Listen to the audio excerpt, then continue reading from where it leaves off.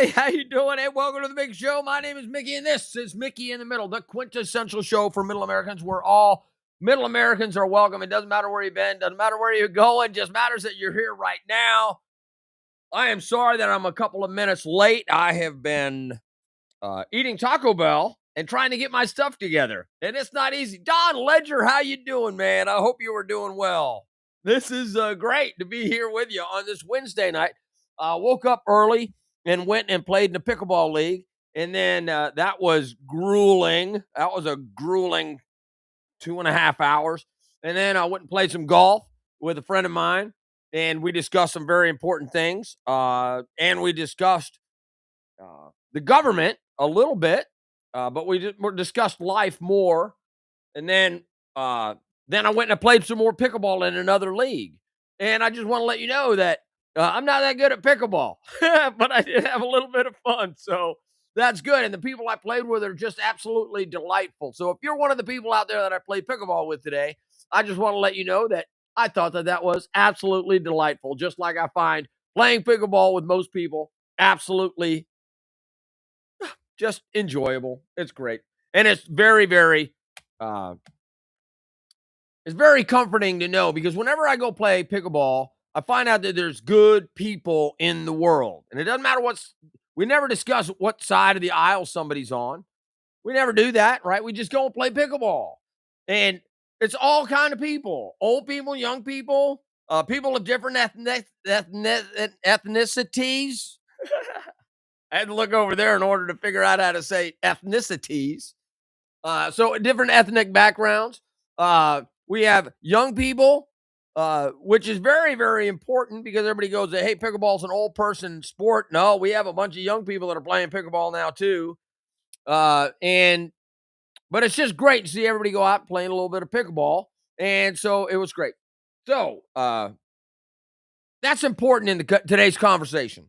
So here's what we're going to do. We're going to go and look at this real quick, which is, hey, it's the Constitution of the United States of America.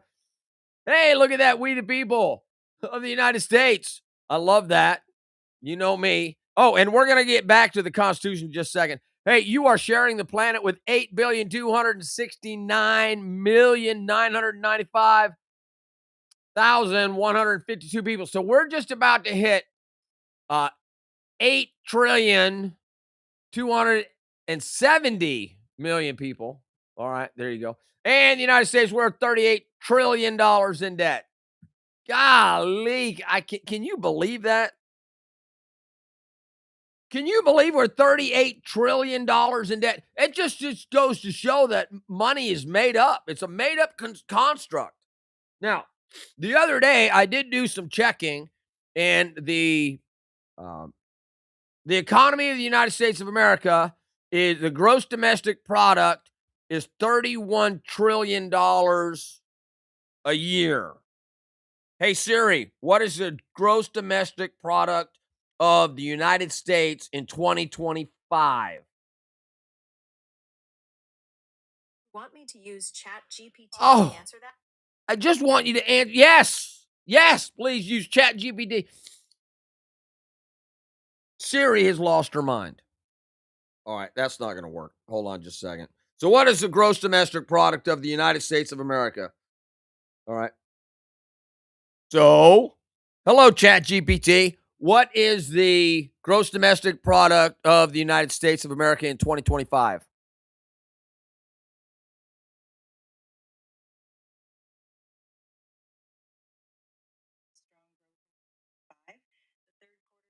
Can you just give me a number? I just need the number. What was the gross domestic product in 2025?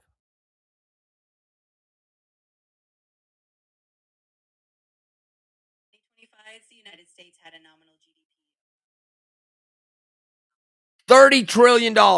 Here's why that's important, right? So our gross domestic product was $30 trillion. I said $31 trillion. And our national debt is $38 trillion. So that means all the money that we generate in the United States in an entire year is less than what we owe. And whenever you get flipped upside down, that's a dangerous, dangerous, dangerous way. Now, we make a lot of money in the United States of America. So there's big businesses, there's small businesses, But and then there's everybody in here that's doing their own thing that is employed by all these businesses, and that's where all the money comes from. So that's good. So we have still got a huge gross domestic product that we have every year, and that's a great thing. All right. So let's get down to the brass tacks. Let's talk about why I will not apologize for not being crazy. I think that half of the world has gone crazy and the other half doesn't know what to do about it. And when I say that, I say this lovingly. I say this lovingly. Everybody's got to chill the F out. Everybody's got to relax. When I want to block people on social media and I want to block people's phone numbers and their emails and their messages, that person has gone off the reservation. That's crazy. I can put up with a lot of shit in my life. But if one more person calls me Nazi, or one more person calls me a fascist, or one more person, that you are driving me crazy. And I love you, but you gotta stop. You're accusing me of shit that's not true. I wrote something about the killing of Miss Good in Minnesota. And what I said was, man, I'll even read it to you. I'll read it to you because this is kind of important to know. It's kind of important to know where somebody stands because I was like, wow, did I write something that was absolutely bad? Was I like outside of my mind? Was I crazy or what did I do? Oh, there's a guy about etiquette. Where's my post? Where's the stuff that I posted? Mickey Spillane. Oh, there I am. All right, Cabot Austin Ward. Where is it? So anyway, I can't find it. Right. But I'll tell you what the gist of it was. So I'll tell you what the gist of it was. The gist of it was, hey, two wrongs don't make a right. The lady was looking for trouble and she found it. And when she found it, she was agitating the police. And the police probably shouldn't have shot her, but they did. And two wrongs don't make a right. The amount of hate that I got from that was absolutely overwhelming. It's like, how could you side with a fascist? How can you support these Nazis? How can you go with the Gestapo? How can you support? And I was like, whoa. I didn't support any of that. What I said was that lady was trying to cause trouble and she found it. And the cop shouldn't have shot her. And now he's deep in it. So I didn't make this great, big, huge, well, she was wrong, he was right. What I said was, this is the result of what happens when you go to the wrong end of the spigot, the wrong end. So just imagine that we're on a coastline and there's 5,000 pipes that are spilling sewage. And you go to the end and you kind of put your hands up against one pipe and you try to hold the sewage in. And you're getting all mucky and you're getting all garbage on you. But there's 5,000 other pipes that are out there dumping raw sewage into this water. That's what's happening in the United States of America. Because a lot of people are saying, hey, look here, at the end point of this pipe, there's a bunch of sewer coming out. And it looks like ice. And it's dumping into our society, and this is not right. But the problem is, where's the sewage coming from? Where's the sewage coming from? If you think that there is sewage And other people are going, no, that's not sewage. That's just a mix of freedom. That's the way that the system is working. But you have to ask yourself, where's this coming from? And the reason, because it's coming upstream. Somehow, whatever's happening is getting in the pipe. And there's a faucet that people can turn on and turn off. And what I'm going to call that is, instead of calling that sewage, I'm going to call that the law. I'm going to call it the law. So way upstream in these pipes are laws. The Constitution of the United States, which I'm going to show you right now, is one of those laws. But you know what? We have a federal government.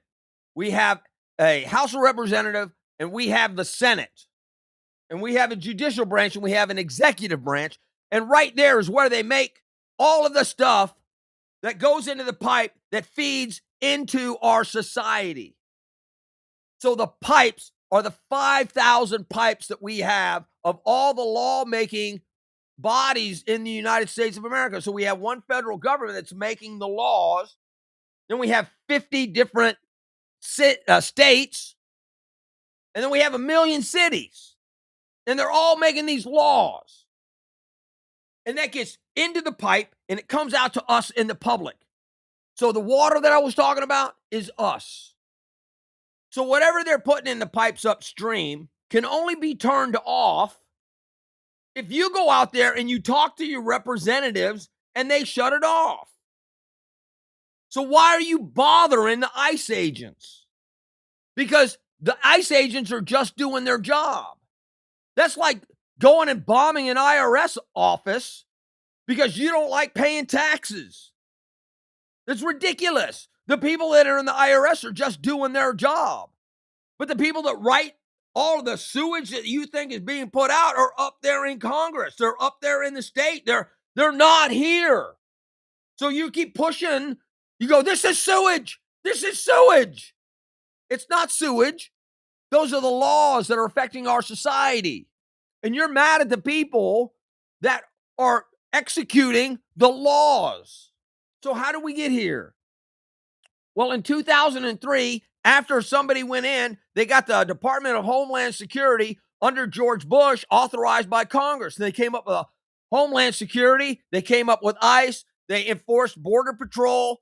They said the NSA, the FBI, the CIA, the NSA, and all these other people have to be able to talk to each other. So they increased the surveillance state. And then they were like, all right, so how are we going to do this? Awesome. Congress has authorized this. Now, the executive branch, which is the president of the United States, has the authorization to run these organizations any way that they want, as long as they're staying inside of the federal guidelines established by Congress. Now, Congress does a shitty job of establishing guidelines. They go, hey, man, we need a Commerce Department. Up goes the Commerce Department. Hey, we need transportation. Hey, we're just going to do this. And then they go, look at us, man. We made a department and we budgeted for it. But that's it.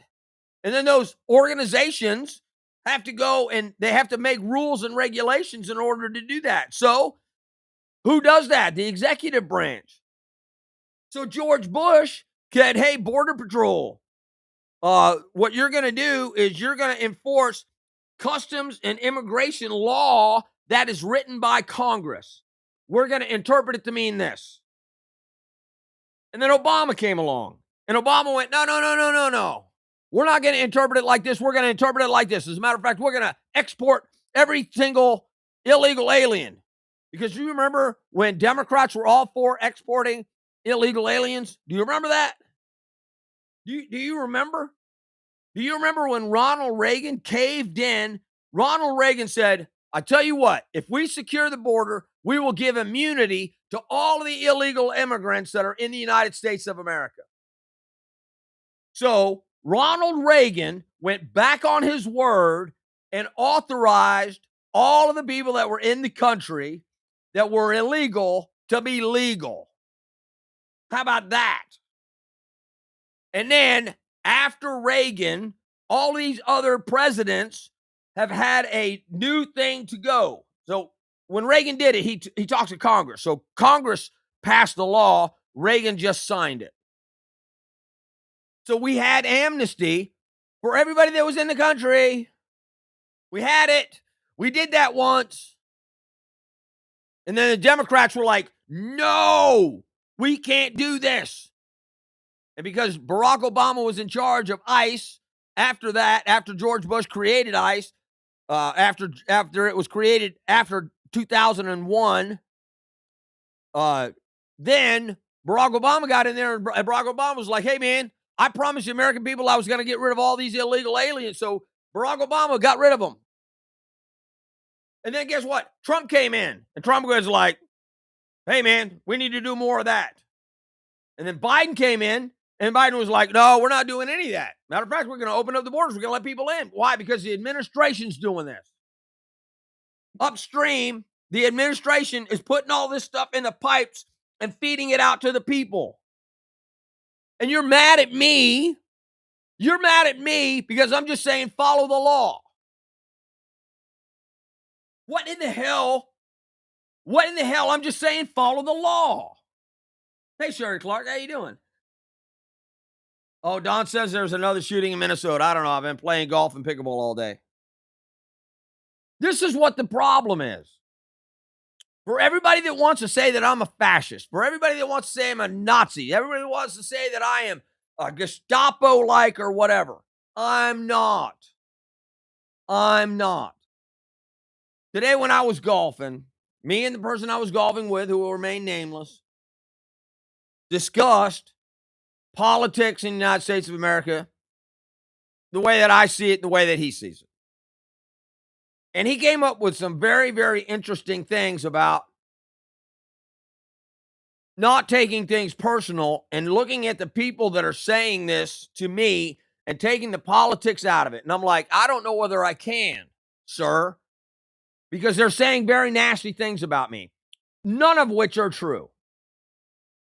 But I'm not going to go over there and be crazy with them. So I have to apologize. I'm like, look, I'm not going to be crazy with you. I got my own set of standards. You want to know where Mickey in the Middle came from? Mickey in the Middle, because I understand that we can be physically conservative and we can be conservative, but we can also have a very, very vigorous social agenda to take care of more people as our country becomes richer.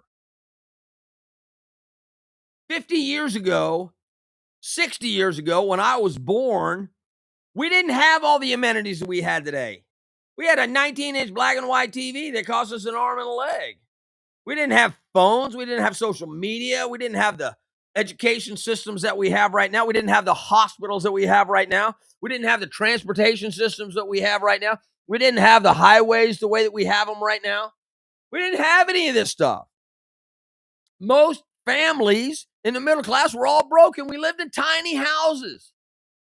The house that I grew up in was 12 or 1,300 square feet for 5 kids, a dog, and 2 adults. Yeah, that's right. There were 2 boys living in a bedroom, 3 girls living in a bedroom, and a mom and dad. And I'm telling you right now, I take 3 steps and across the master bedroom. 3. Be all the way across it. And when we got in the living room, some kids that haven't sit on the floor because we didn't even have enough chairs in the living room for all the kids to sit their asses in a chair. But we were comfortable. So the world has changed. And what I'm saying is when the world has changed, a lot of people's opinions and attitudes about how they see the news and what they think is going on also changed. But the attitude towards the law has changed significantly.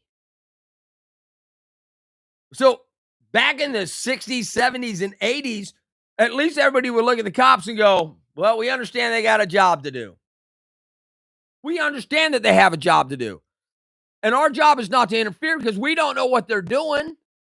We just have to trust that they're doing what they're doing. And now all of a sudden, without knowing what anybody's doing, they're following ICE agents from when they come out of their offices, and they're following them wherever they are. And they're harassing them. Have you seen the pictures and the video of the bullhorns in the ears? Here's the deal. I was a DJ. I was in the Air Force for 30 years. I know what loud noises does to your hearing. You put a bullhorn next to my ear, I'm going to rip your fucking arm off. Doing that, you're damaging somebody's person, dumbass. It infuriates me that people are going out and they're breaking the law. They're breaking the law. That lady that was up there in Minnesota, she blocked the street against the law. She harassed agents against the law. This doesn't make me a fascist for saying that somebody's breaking the law. Especially when Congress and the President of the United States said we're following the law. It says that people will be deported. And then they're trying to mince words. They're like, well, they said they were only going to go after criminals. And here's how they flipped it. They were like, well, we're only going to go after criminals. And then when they were going after less than what we consider criminals, they were like, well, they're all criminals because they all are in the country illegally. That's doublespeak. That's bullshit. If you're going to go and get people, just go say, hey, we're going to go get everybody. We're not going to get rid of the worst of the worst. No, we're going to go get everybody. And going, hey, look here, man. We offered an app to everybody where they can self-deport. I found out about it 2 months after that. I found out when they were months after that. And I'm just saying, if you're going to have a policy, at least be honest about the policy. But the law should be followed. And if you're not following the law, then the people need to take them to court, or they need to go up there and need to run for Congress, or they need to run for the Senate, or they need to go do something else other than interfere at the end of the sewage pipe. Because they're making the laws up on the hill. So you got to go up on the hill and you got to go turn the spigot off. Or you direct it and you put something else in the pipe at the other end can come out peaceable. But the people that just want rules and law and order, that's not on me. That's not on me. So don't call me a fascist. You support Trump. I don't support Trump. I support the law. You support law enforcement. I don't support law enforcement. I support law enforcement if law enforcement is doing their job correctly. And as far as I can tell, they're doing their job correctly. That's what their job is. Go find illegal aliens, pick them up, and send them back to where they came from. It doesn't make me... When Joe Biden went, hey, look here, we're going to open up the borders, we're going to let people in. I was like, okay. Look, if that's the way they want to do it, if they want to make a rule that says that we have an app, you can stay in your country, you can fill out this app, and we will send you a plane ticket and come into the country. I disagree with the policy. But that's the law. And then somebody took that to court. And then the court went, you can't do that. And then Joe Biden and his administration said, well, we're going to do it anyway. Now that is wrong because the court said you can't do that. And they said, well, we're going to do it anyway. There's been no law that I know of that Donald Trump has been taken to court. And when they said you can't do that, he continued to do it. He just went, okay, I can't do that. I don't even like Donald Trump. I cannot stand to watch him talk on TV or do a speech. Can't stand it. He just never gets to the point. He's bloviating. He's telling the world how good he is every single minute. If he goes, hey, look here, man, we're going to go talk to Russia and Ukraine. He turns around and for the next 50 seconds of that minute, he goes, and by the way, this wouldn't have happened if I was the president when this happened. And I'm so great that I'm trying to get it stopped. And everybody respects me and loves me. And you know that this wouldn't have happened if I was the president of the United States. And I'm trying harder than I deserve the Nobel Peace Prize. And as a matter of fact, if we free Ukraine, it should be Trump Ukraine. Yeah, Ukraine Trump. Trump Ukraine. Trump is. Yeah, I can't stand that. Dude, just tell me what you want to tell me without all the hyperbolic bullshit. Talk to me about his policies and about what the law says. I don't care about Donald Trump. You go, he's orange. I don't care. You can call him as orange as you want. You go, he's a narcissistic, crazy person. Okay, whatever. You can say whatever you want. What is the law? How does it affect me? How does it affect our nation? Those are the only things that are important to me. So look, I'm not going to go where crazy goes. I don't care where you are. I got mottos, right? God, family, country, right? My fellow man. I'm going to follow the law. I'm not going to interfere with the law. If you interfere with the law, you're breaking the law. That means that you got to go to jail, and they're going to take you to jail, and then that has to be adjudicated in a court of law. So, did you know that here's another way of looking at it. The cops are not enforcing the law. Did you know that the cops are not enforcing the law? Did you know that ICE is not enforcing the law? The FBI is not enforcing the law. Did you know that your local sheriff and your local cops are not enforcing the law? They're not. The court system enforces the law. I'm going to say that again. Law enforcement is not enforcing the law. What they're doing is they are arranging a meeting between suspects and the judicial system. And if they think that they're going to run, they hold them.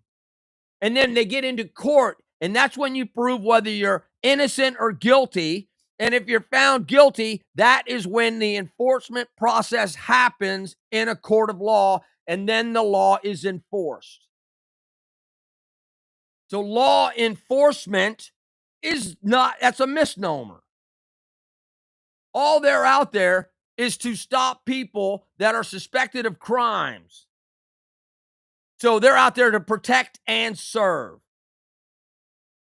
But if they see you doing something wrong, like blocking a street or harassing an enforcement or in the country illegally, or brandishing a weapon, punching somebody, murdering somebody, raping someone, right?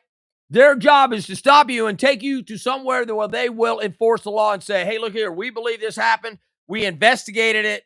This is what happened in a court of law. And then the court of law will say whether you are innocent or whether you are guilty. And that's when enforcement happens if you are guilty. So why are you picking on ICE? You should be up there picking on your senators and your congressmen. You should be up there running for elected office. You say it's sewer coming out of the pipes, but all I see is laws. All I see is our constitutional republic working and pouring what they do in Washington and in your state into your backyard and where you live. And you don't like it. So now you say everybody that disagrees with you is now your enemy. Look, at least we should be able to agree on the laws. Well, I disagree with the law. Okay, well, disagree with the law. Well, go change the law then. Well, I don't like what ICE is doing. Right, but I'm not going to go crazy with you. So I refuse to apologize. And I just want you to know that if you refuse to apologize, you don't have to like Trump. You don't have to like his policies. You don't have to do anything like that. If you oppose them, then go and oppose them, but do it in the proper manner. And by telling all of your friends and by telling me that you are a Nazi supporting fascist son of a bitch, that's probably not true. And then people go, well, I love Trump. Well, good for you. Love Trump, man. You can love whoever you want to love. I don't have to like him. I don't have to love him.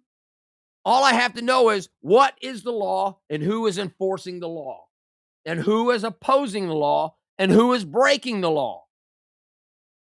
That's what it comes down to for me.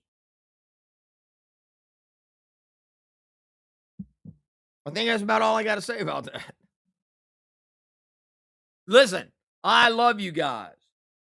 Hi, Sherry Clark. Hi, Carolyn. Hi, Dawn. Just want to let you know I greatly appreciate everybody showing up tonight. Listen, this has been Mickey in the Middle, the quintessential show for Middle Americans, where all Middle Americans are welcome. Doesn't matter where you've been, where you're going. Remember, every single, most Wednesday nights at 9 p.m. Central, I'm right here with more commentary on what's going on in the world from the point of view of I like America a lot. I support and defend the Constitution of the United States against all enemies, foreign and domestic. And I'm going to try to do that for the rest of my days. So you guys all be good out there and take care. I love you. You guys be good. See ya.